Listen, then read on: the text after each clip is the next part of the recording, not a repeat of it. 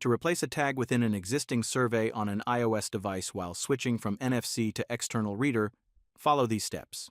1. Launch Survey123 and open the survey where you need to replace a tag. Scroll to the bottom of the form and press the Inbox button. Then, in the bottom center of the screen, tap the map icon to view the map. 2. Navigate the map.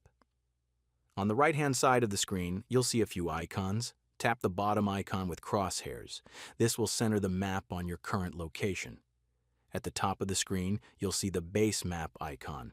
Tap it to choose the base map you want to use. 3. Select the tag.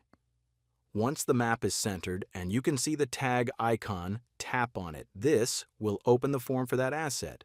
Scroll down in the form until you find the right information RFID section. 4. Press Start. Since we want to use a UHF reader instead, tap the 3-bar menu in the upper left corner.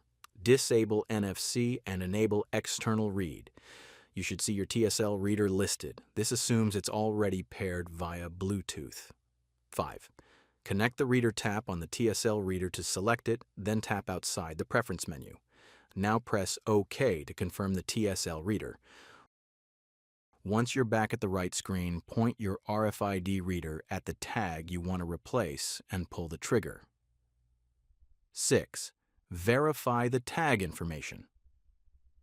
After scanning, the new data should appear in the form and be written to the tag. You'll see the EPC identifier. Scroll up to find the InfraMarker ID field. Make sure the number here matches the one in the right information section. 7. Submit the updated survey. If the numbers match, you'll see a check mark in the bottom right corner. Tap the check mark, then press Send Now. Congratulations, you've successfully replaced the tag in the existing survey.